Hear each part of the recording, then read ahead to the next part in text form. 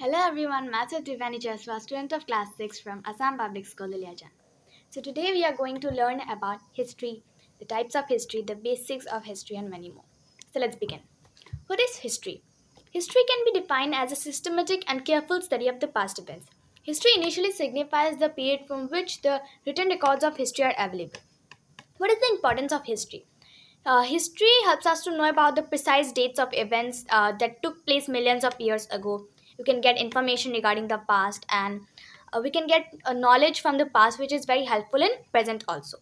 There are two types of history: prehistory and protohistory. The entire period before recording the history is called prehistory. वो पूरा period जब history record नहीं हुआ था, history को जब शुरू हुआ था, जब हिस्ट्री रिकॉर्ड होना उससे पहले का जो टाइम है, that is known as prehistory. Protohistory. The entire period from which the written records of history are available is known as protohistory. Protohistory वो टाइम है जब हिस्ट्री जो है उसे रिकॉर्ड करना शुरू किया गया था, that is known as protohistory. Chronology. The past events are arranged in an order, that is, the events that are happened first are followed by the events that happen. This order is known as chronology. Chronology एक order है जिसमें हम past events को एक particular sequence में arrange करते हैं with the respective dates. जो क्रोनोलॉजी है, जैसे कि मैंने कहा, like I said that we arrange the past events in a particular sequence in chronology. Chronology में जब हम किसी भी पास्ट इवेंट्स को अरेंज करते हैं, उसके साथ हम उसका रेस्पेक्टिव डेट्स देते हैं या वो साल देते हैं जब वो हुआ था. अब उन डेट्स को देने का एक पर्टिकुलर फॉर्म होता है, उन्हें देने का एक तरीका होता है. अब उन तरीकों को दो पार्ट्स में डिवाइड किया गया है, BCE and CE. Now what is BCE and CE?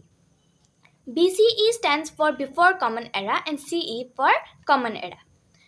अब यहाँ पे एक रेफरेंस पॉइंट है, जीसस क्राइस्ट. जीसस क्राइस्ट जो है वो एक रेफरेंस पॉइंट है. जीसस क्राइस्ट के बर्थ से पहले जो कुछ भी हुआ था, जितने सारे पास्ट इवेंट्स हुए थे जो जीसस क्राइस्ट के बर्थ से पहले हुए थे, उन्हें हम BCE के अंदर लेते हैं, मतलब बिफोर कॉमन एरा.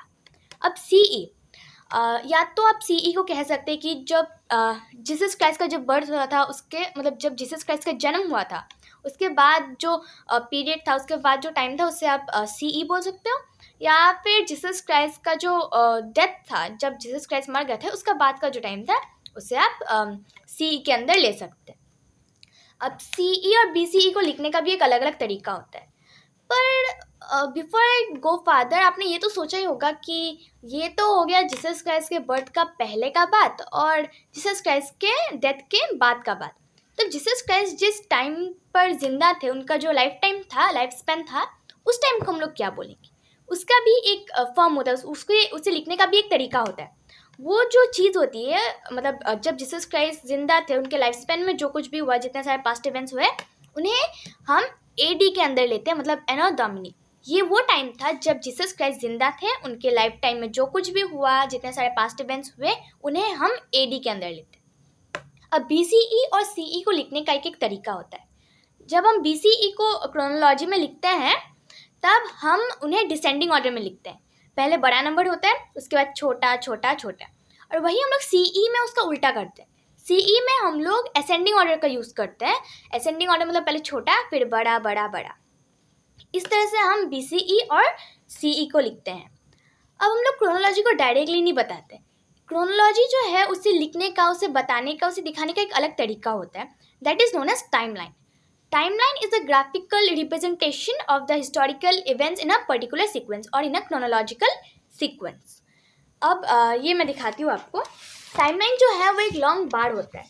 ये this long bar is known as chronology, sorry, this long bar is known as timeline. और ये जितने सारे भी नाम लिखे गए एंड देयर रेस्पेक्टिव डेट्स, ये सभी हैं क्रोनोलॉजिकल ऑर्डर में.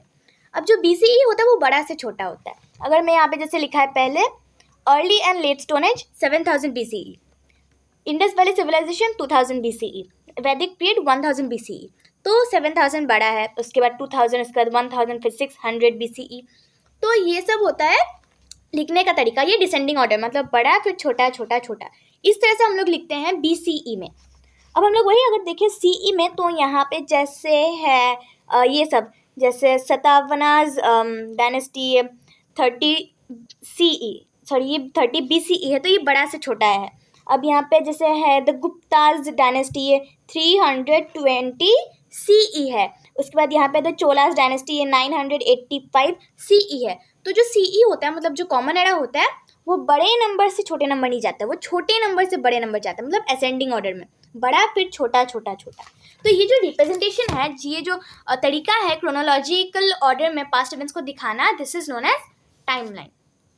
अब ज्योग्राफिकल फैक्टर्स जो है that plays a very significant role in knowing that helps us to know about the way of civilisation के लोग जब उस टाइम के सिविलाइजेशन किस तरह से आए थे, कैसे वो फ्लॉरिश्ड हुए, कैसे वो डिक्लाइन हुए, किस कारण से वो डिक्लाइन हो गए, वो सब हमें पता चलता है ज्योग्राफिकल फैक्टर्स में। ज्योग्राफिकल फैक्टर्स जो है वो हमें हिस्ट्री के बारे में भी बहुत कुछ बताता है।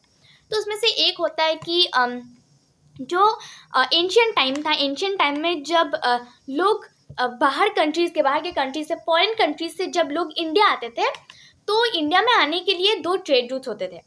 पहला ट्रेड रूट होता है दक्षिणा पथा और दूसरा जो है वो उत्तरा पथा। अब जो दक्षिणा पथा और उत्तरा पथा ये दो ट्रेड रूट्स अलग अलग पार्ट से आते हैं। अब जो उत्तरा पथा है वो that is linked from the mouth of Ganga river.